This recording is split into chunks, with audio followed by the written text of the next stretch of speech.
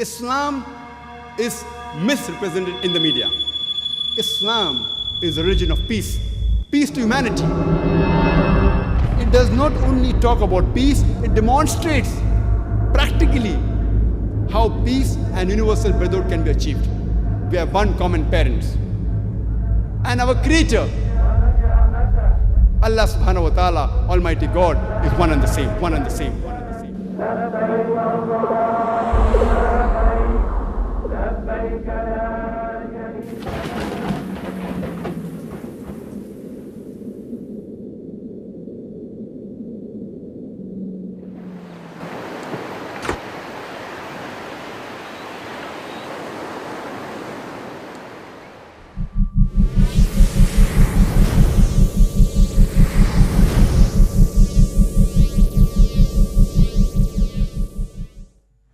Saat ini sudah ada pembicara kita yang terkenal, Dr. Zakir Naik, yang tidak perlu diperkenalkan lagi. Dia akan memberikan khutbah dengan topik Visi Damai Islam dalam acara ini.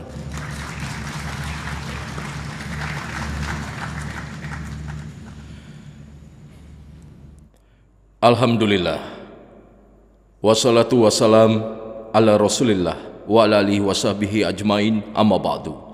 A'udzubillahi minasyaitonirrajim. Bismillahirrahmanirrahim. Wa qul ja'al haq wal ja'akul batil. Innal batil lakana yauqa. Inna dina indul al-islam. Rabbi sahri sadri wa yassir li amri wahlul 'uqdatan min lisani yafqahu qawli. Saudaraku Yazid Bastaga, Dr. Zakir Ahmad, Saudara Jeffrey, senior yang saya hormati, dan saudara-saudari sekalian, saya sambut kalian dengan salam Islam. Assalamualaikum warahmatullahi wabarakatuh. Semoga damai, ampunan dan rahmat Allah subhanahu wa ta'ala, Tuhan yang Maha Kuasa, menyertai kalian semua. Baru-baru ini saya mendapatkan tugas memberikan khutbah mulia dan diskusi soal mengapa acara ini disebut Visi Damai dalam Islam. Saat ini kita tahu dari media internasional, baik itu televisi kabel internasional, surat kabar internasional, majalah internasional, stasiun radio, menyiarkan propaganda terhadap Islam. Islam disalahartikan dalam media tersebut. Tujuan utama dari eksebisi ini, Visi Damai dalam Islam, adalah untuk menghadirkan pandangan yang benar terhadap Islam, untuk menghilangkan miskonsepsi dari pikiran manusia. Dan saya mulai khutbah saya mengutip ayat Al-Quran dari surat Al-Isra, surat 17, ayat 81. Wa qul ja'al haqq wa zaqal batil. Innal batila kana zahuqa. Yang benar telah datang dan yang batil telah lenyap. Sesungguhnya yang batil itu adalah sesuatu yang pasti lenyap. Islam berasal dari kata salam, yang berarti damai. Islam juga berasal dari kata salim, yang berarti berserah diri kepada Allah subhanahu wa ta'ala, Tuhan yang Maha Kuasa. Singkatnya, Islam berarti kedamaian yang diperoleh dengan berserah diri kepada Tuhan. Dan siapapun yang mendapatkan kedamaian dengan berserah diri kepada Tuhan yang kuasa, dalam bahasa Arab dia disebut sebagai Muslim. Miskonsepsi yang disebarkan media, terutama setelah tanggal 11 September 2001, sudah mencapai tingkat epidemik. Dan kita dapati bahwa agama kedamaian ini, yaitu Islam, diberi label sebagai agama teroris. Tujuan utama dari konferensi ini adalah memberikan pandangan yang benar tentang Islam. Kalau kalian melihat brosur, ada banyak bukti, ada banyak acara. Salah satu eksebisi Islam ini kurang lebih terdiri dari 275 poster. Tujuan utama dari poster-poster ini adalah untuk menunjukkan gambaran Islam supaya umat manusia terdorong untuk lebih tahu soal agama mereka. Kalau kalian baca surat kabar, ada pokok berita. Kalau pokok beritanya menarik, orang itu akan membaca surat kabar itu. Kalau kalian membaca sebuah artikel, paragraf pertamanya adalah rangkuman tentang artikel yang menarik perhatian pembaca. Jika paragraf pertama tidak menarik, pembaca tidak akan membaca lebih jauh. Jadi paragraf pertama harus menarik supaya pembaca mau membaca lebih jauh lagi.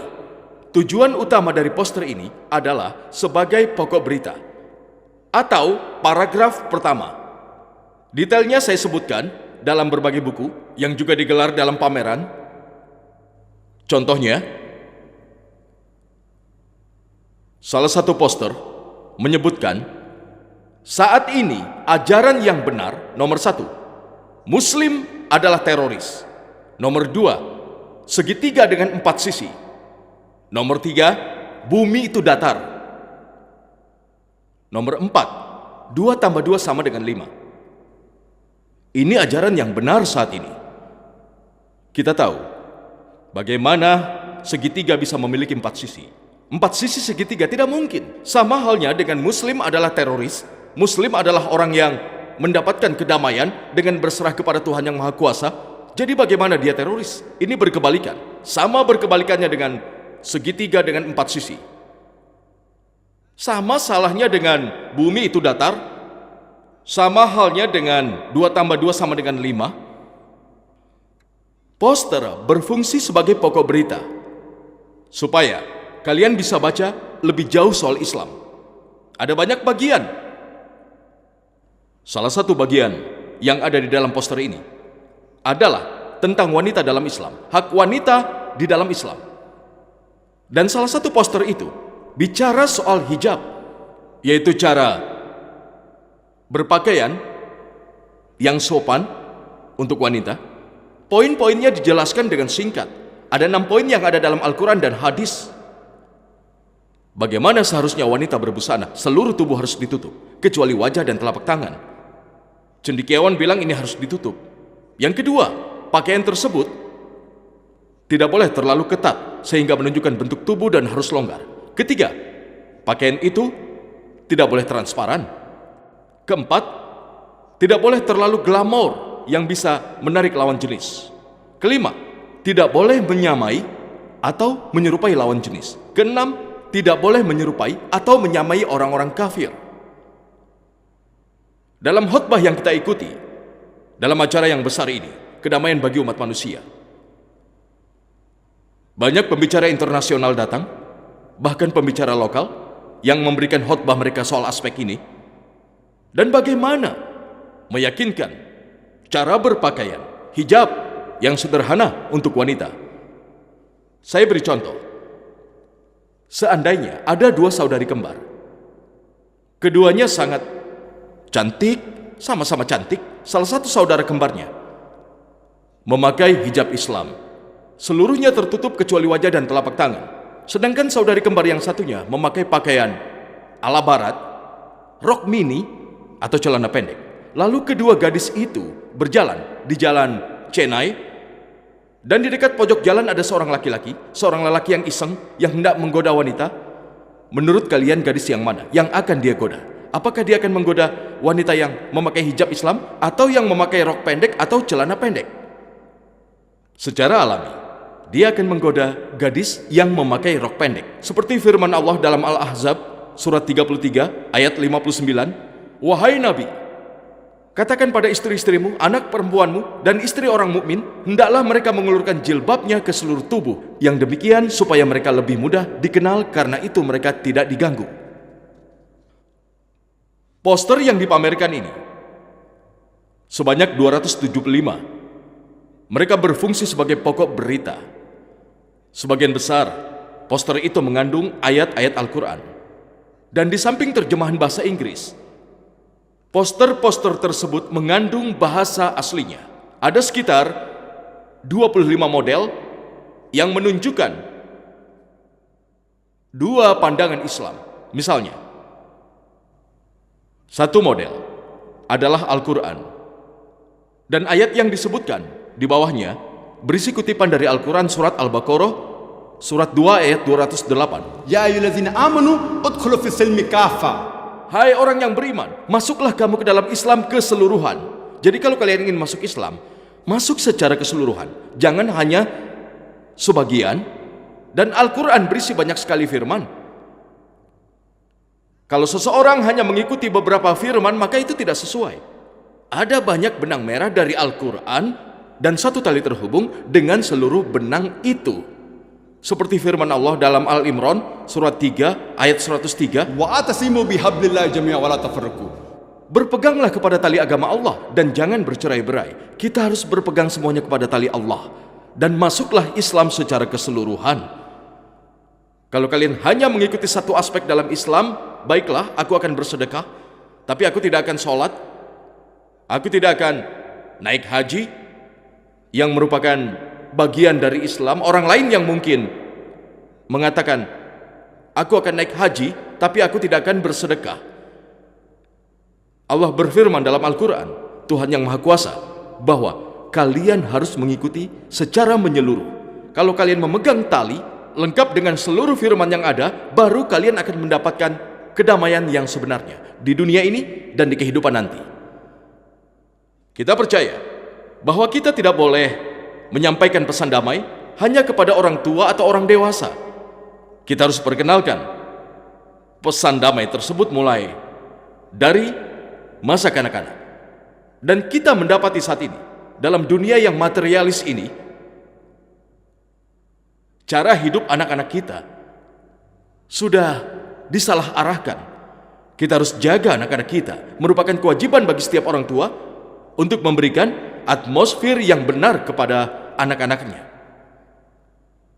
Saat ini kita tahu bahwa di samping TV kabel yang menyiarkan berbagai jenis program anak, kita punya kaset video, film anak-anak, kartun, semuanya. Mereka sebenarnya tidak menyampaikan pesan damai, dan sebagian besar mereka menyiarkan kejahatan.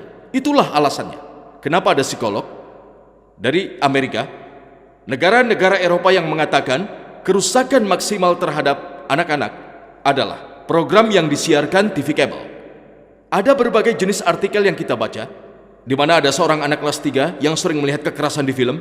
Saat dia beradu pendapat dengan teman sekolahnya, dia ambil pistol ayahnya, dia tembak beberapa temannya. Semua ini telah terpasang dalam otak mereka dari apa yang mereka lihat. Apa yang dilihat anak-anak akan masuk ke dalam pikiran mereka. Saat kita bilang kepada anak-anak kita supaya mereka tidak menonton film yang keras, film yang menjauhkan kalian dari kedamaian, kita harus tunjukkan dengan kaset video yang bicara soal kedamaian. Ada banyak sekali kartun Islam dan animasi Islam yang menyuguhkan pandangan yang benar soal Islam, pandangan yang benar soal kedamaian. Dan mereka dapat menanamkan kedamaian di dalam pikiran anak. Ada banyak kartun, animasi, terutama mainan anak-anak dari umur 3 sampai 12 tahun. Ada kaset audio untuk anak-anak. Sebagian besar kaset audio itu adalah untuk anak-anak playgroup dan untuk TK yang tidak memiliki pesan apapun. Misalnya, saya ingat ketika masuk sekolah, kita belajar, Baba black sheep, have you any wool? Yes sir, 3 bag full. One for my master, one for my demand, one for my person lay down the rail. Lalu, Jack and Jill went up the hill to find a pail of water. Baiklah, mereka punya pesan, mereka mengajarkan kata-kata baru. Tapi kalian mendapati sambil diajarkan berbagai kosakata Inggris baru. Kita lihat bahwa pesan dari puisi Jack and Jill adalah tentang pertemanan. Laki-laki dan wanita naik ke bukit. Baba Black Sheep membahas soal jual beli. Di dalam anak-anak mendapat program bahwa anak laki-laki dan wanita bisa berteman dan bersenang-senang dan berteman. Faktanya, anak-anak kita harus dapat pesan yang tepat soal kedamaian. Ada kaset audio Islam. Contohnya lagu. Ada lagu dari berbagai belahan dunia, dari Amerika, Inggris, Singapura, Malaysia, menceritakan soal contohnya. Aku sangat kuat, aku cinta Allah, dia sahabatku. Maaf, suara saya kurang bagus. Semoga ada penyanyi Islam di sini. Mungkin bisa memberikan contoh yang lebih baik. Jadi, puisi dan lagu Islam, aku sangat kuat, aku cinta Allah, dia adalah sahabatku. Jadi seluruh lagu dan puisi ini, selain anak-anak belajar kata-kata baru, dia menjadi makin dekat dengan penciptanya Allah Subhanahu wa Ta'ala. Ada banyak lagu, misalnya The Children of the World, mereka menunjukkan bagaimana Islam ada di berbagai belahan dunia, dari Afrika, Amerika, Inggris, Singapura, Malaysia. Bagaimana Islam membuat mereka bersatu. Ada lagu-lagu yang bercerita soal hewan, mereka Muslim, hati-hatilah dengan tindakan kita, lakukan yang kita bisa untuk kepentingan Islam. Dari lagu ini anak-anak belajar bahwa hewan juga Muslim. Mereka ciptaan Allah Subhanahu wa Ta'ala, kita harus sayangi mereka, menghargai mereka, tidak boleh menyakiti, tidak peduli mereka besar atau kecil, ataukah pendek ataukah tinggi. Dari lagu-lagu ini, di samping perbendaharaan kata, anak-anak mereka juga bisa lebih dekat pada pesan damai. Saya ingat ketika masih kecil, akhir tahun 70-an atau awal tahun 80-an, bagaimana anak-anak kalian tahu, diajari komputer. Jadi ada sebuah komputer tinggi dan kami menekan tombolnya. Saya dengan teman saya belajar komputer. Kami tekan, ada lagu yang diputar. Beat It. Apapun lagu Michael Jackson pada saat itu, atau Funky Town, di sini ada komputer untuk anak-anak. Saat kalian menekan tombol 1, ada kata-kata bijak dari Imam Sudais. Alhamdulillahirabbil alamin, arrahmanirrahim, maliki yaumiddin. Saya bukan pembaca qiraah. Jadi anak-anak ini selain mendapat hiburan, juga menjadi lebih dekat dengan Sang Pencipta, lebih dekat dengan pesan kedamaian. Saat ini berbagai jenis permainan di dunia khusus ditujukan untuk anak-anak. Islam untuk hiburan, tapi hiburan itu harus halal, harus positif dan tidak boleh negatif. Di masyarakat kita saat ini ada permainan seperti loto atau lotre. Itu tidak lain sebenarnya judi, di mana Islam melarangnya dalam surat Al-Maidah surat 5 ayat 90. Ya ayyuhallazina amanu. Hai orang-orang beriman, sesungguhnya meminum khamar dan berjudi, berkorban untuk berhala, mengundi nasib dengan panah adalah termasuk perbuatan setan. Maka jauhilah perbuatan itu, agar kamu semuanya mendapatkan keberuntungan. Jadi kita harus ganti permainan ini dengan permainan Islam. Ada banyak permainan yang normal. Game tersebut menghibur anak-anak, tapi juga membuat mereka lebih dekat dengan pesan kebenaran. Ada permainan seperti ular tangga dalam versi Islam yang telah diciptakan di Inggris, yaitu lereng dan tangga. Di awal permainan ada kata bismillah dengan nama Allah. Kalau dilanjutkan beberapa kotak, akan ada kalimat, kau telah menunaikan ibadah sholat setiap hari. Lalu ada tangga naik. Tulisannya, kau telah bersyukur kepada Tuhan yang kuasa. Beberapa kotak lagi, kau tidak menghormati orang tua, maka kalian menuruni lereng. Allah Subhanahu wa Ta'ala tidak senang dengan. Kalau dilanjutkan lagi, kau telah baca Al-Quran setiap hari, lalu kalian naik tangga. Kau telah dibimbing Tuhan yang Maha Kuasa. Lanjutkan lagi, kau telah berbohong dan kalian akan turun. Jadi permainan ini, di samping anak-anak mendapatkan hiburan, mereka juga mendapat pesan, harus menghormati orang tua. Mereka tidak boleh bohong, harus bersyukur kepada Tuhan setiap hari, harus mengikuti ajaran yang ada di dalam Al-Quran. Jadi Islam memang untuk hiburan, tapi hiburan tersebut harus positif. Ada permainan yang mengingatkan saya pada masa anak-anak. Permainan yang terkenal, Monopoly. Kita semua di India pernah mencobanya, di mana permainan ini mengajari anak-anak cara menjadi pebisnis dengan membeli dan menjual tanah. Ada versi Islaminya yang disebut Langkah ke Surga, yang saya dapat di Inggris juga. Permainan ini mengajarkan anak-anak cara masuk surga, cara mencapai surga. Dan daripada memakai dolar atau rupiah, ada sawab, catatan 5.000 sawab, 10.000 sawab, 20.000 sawab. Akan ada kotak, ada kalimat, kau telah menunaikan sholat setiap hari, kau mendapatkan hadiah 20.000 sawab.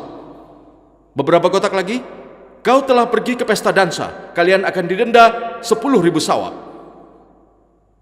Beberapa kotak lagi, kau telah berbohong, kau harus bayar denda 5.000 sawab. Setiap anak ingin memenangkan permainan. Jadi kalau kalian pergi ke pesta dansa, semua orang tahu. Kalian tidak bisa pergi, jadi kalian bisa merasakan lewat permainan. Permainan ini, selain menghibur anak-anak, juga mendekatkan mereka kepada penciptanya. Ada puzzle teka-teki, menampilkan bangunan seperti Menara Eiffel, Taj Mahal, dan sebagainya. Kami memiliki puzzle teka-teki dengan tema Harmain, Mekah, Madinah. Ada Lego yang mengajari anak-anak membuat mobil-mobilan, pesawat terbang. Di sini kami punya Lego, di mana anak-anak bisa membangun berbagai masjid. Ada masjid dengan Lego yang seperti masjid, yang juga dilengkapi dengan hadis. Barang siapa yang membangun masjid, maka dia akan dapat rumah di surga. Ini merupakan cara yang unik. Tidak hanya di India, tapi juga di internasional. Dan mereka yang benar-benar tahu fungsi media dan menghadirkan Islam hanyalah dai. Kita tahu, percayalah, ini juga dibutuhkan oleh kita. Yang dibutuhkan kita, kewajiban setiap muslim untuk mengklarifikasi miskonsepsi yang ada dalam pemikiran umat manusia saat ini. Merupakan kewajiban kita menyampaikan pesan Islam. Allah berfirman dalam surat Al-Imran, surat 3, ayat 110. Allah berfirman, Kuntum khaira ummatin ukhrijat linnas. kamu adalah umat yang terbaik yang dilahirkan untuk manusia. Allah telah memberi kita kehormatan, menyebut kita khairu ummah, umat terbaik. Tidak ada kehormatan tanpa tanggung jawab. Tanggung jawabnya disebutkan dalam ayat yang sama. Allah sendiri berfirman, Ta'miruna bil ma'rufi wa tanhauna 'anil munkar wa tu'minuna billah. karena kita harus menikmati apa yang baik, melarang yang salah, dan percaya kepada Allah. Allah telah menyebut kita khairu ummah, umat terbaik, adalah karena kita seharusnya menikmati apa yang baik, melarang yang salah, dan percaya kepada Allah. Kalau tidak menikmati yang baik dan tidak melarang yang salah, kita tidak layak disebut muslim, tidak layak disebut sebagai yang mempromosikan perdamaian dan berserah diri kepada Allah, tidak layak disebut sebagai khairu ummah, umat manusia terbaik. Saat ini, kalau kita menyiarkan Islam, kita harus melakukannya profesional. Dan Nabi Muhammad dan Hadat Umar rahimahullah selalu percaya kepada kualitas. Kita butuh kerja yang berkualitas. Alasan saat ini, muslim disalahartikan oleh media karena kita tidak memberikan presentasi yang tepat di media. Kita tidak punya surat kabar internasional kita sendiri yang bisa menyajikan gambaran Islam yang sebenarnya. Islam dan muslim dan stereotipnya disebutkan tidak kurang dari 96 kali di dalam Al-Quran. Dan kata salam muncul di Al-Quran tak kurang dari 42 kali. Islam, muslim, dan stereotipnya muncul 96 kali. Dan kata salam muncul 42 kali. Allah berfirman dalam Al-Quran, surat Al-An'am, surat 6, ayat 54. Allah berfirman, Wa iza ja'akal lazina yu'minuna bi ayatina faqul salamun alaikum. apabila orang-orang yang beriman datang kepadamu, katakanlah Assalamualaikum, semoga damai menyertaimu. Allah berfirman, kalau ada orang yang datang padamu yang percaya kepada Tuhan yang Maha Kuasa, kau harus berkata damai untukmu. Allah berfirman, surat An-Nisa, surat 4, ayat 86. Allah berfirman, Wa iza huyitum bitayatin fahiyyu biasana minha aw rudduha innallaha kana kulli syai'in alima. artinya, apabila kamu dihormati dengan suatu salam penghormatan, maka balaslah, atau balaslah penghormatan itu yang sepadan dengannya. Sungguh Allah memperhitungkan segala sesuatu.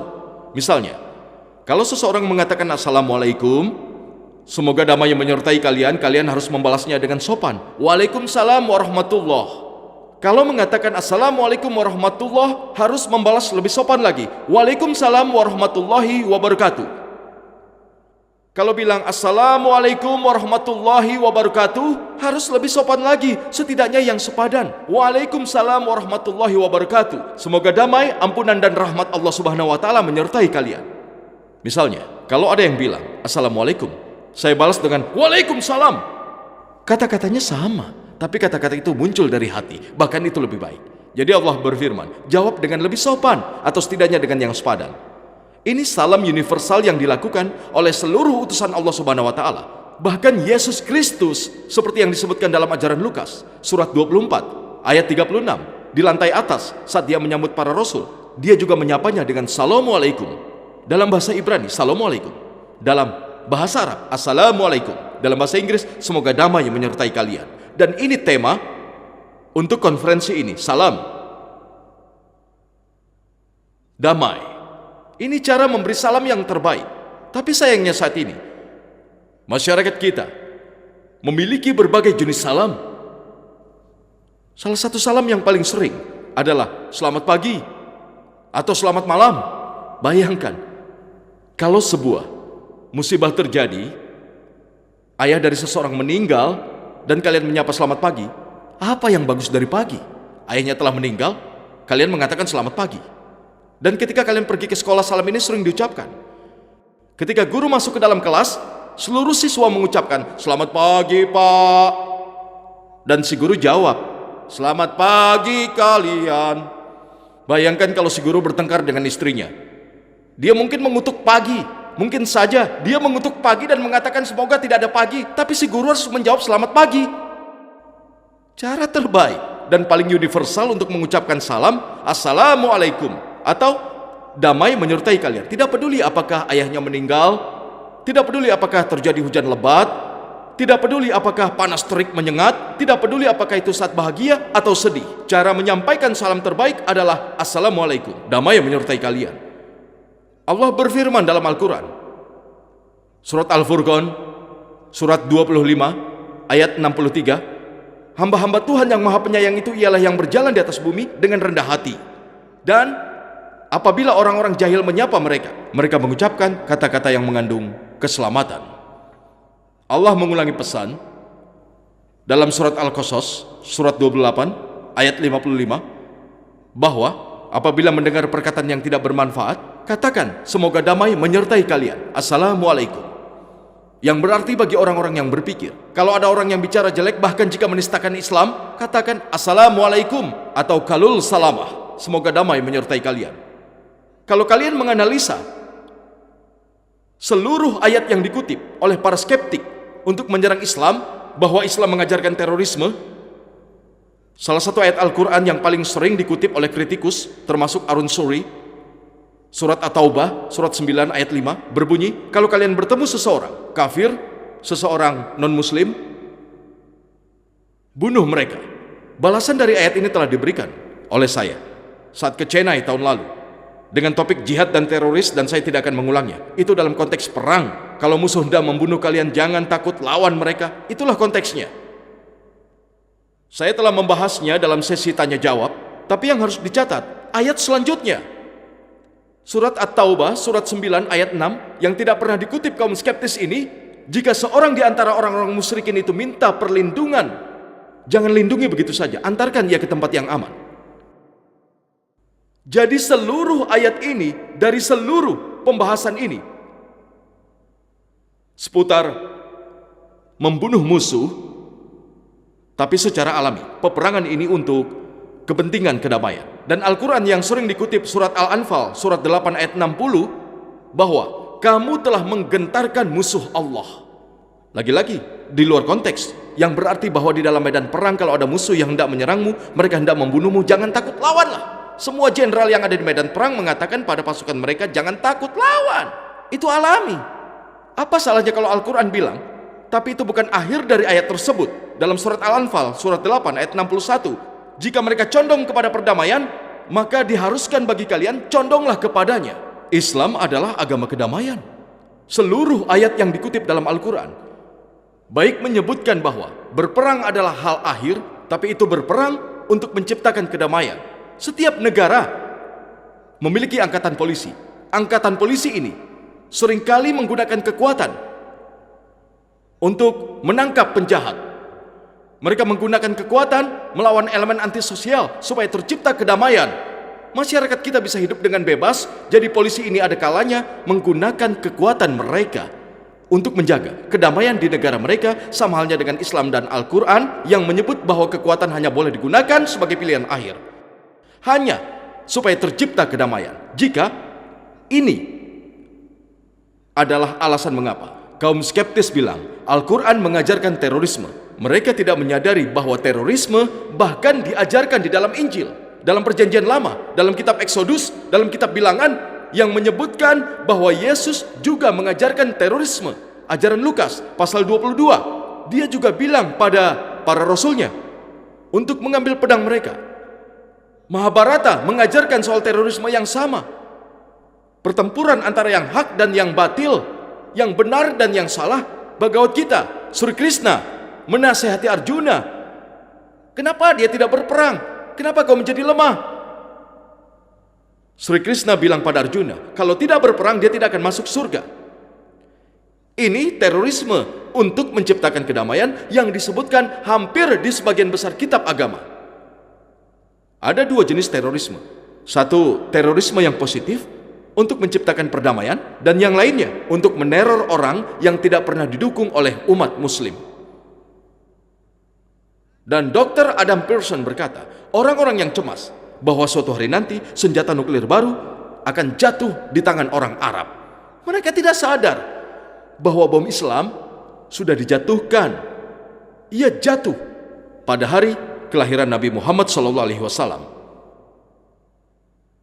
Islam adalah agama yang memiliki solusi untuk berbagai masalah umat manusia. Dalam wahyu terakhir dan penutup ini yang diturunkan oleh Tuhan Yang Maha Kuasa, memiliki solusi untuk permasalahan yang dihadapi.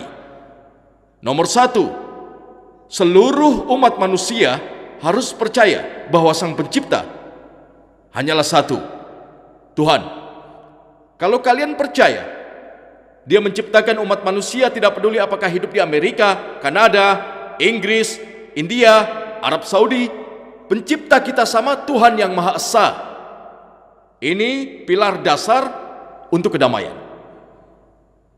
Al-Quran dalam surat Al-Maidah, surat 5, ayat 32, bahwa barang siapa yang membunuh seorang manusia, bukan karena orang itu membunuh orang lain, atau bukan karena membuat kerusakan, maka seakan-akan dia telah membunuh manusia seluruhnya. Dan barang siapa yang memelihara kehidupan seorang manusia, maka dia memelihara kehidupan manusia semuanya. Al-Quran bilang, kalau seseorang, muslim atau non-muslim, membunuh orang lain, baik muslim atau non-muslim, kalau dia telah membunuh atau menimbulkan kekacauan di bumi, menyebarkan kerusakan, maka diibaratkan dia membunuh seluruh umat manusia. Dan kalau ada seseorang menyelamatkan orang lain, baik muslim ataupun non-muslim, diibaratkan dia menyelamatkan seluruh umat. Allah berfirman dalam Al-Quran bahwa kalian wajib membayar zakat. Setiap orang kaya yang punya harta di atas nisab 5 gram emas, mereka harus bayar zakat sebanyak 2,5% dari harta yang dimiliki setiap tahun Hijriah yang disebut zakat. Kalau setiap orang kaya membayar zakat, tidak akan ada kemiskinan, tidak akan ada seorang pun yang akan mati kelaparan. Al-Quran melarang untuk merampok dan mengatakan, sayangi tetangga kalian, berilah mereka makan. Nabi Muhammad bersabda, bukanlah orang muslim yang tidur dengan perut yang kenyang, sedangkan tetangganya mati kelaparan. Seseorang yang bertanya, siapa saja tetangga tersebut? Nabi menjawab, tetangga yang berjarak hingga 40 rumah.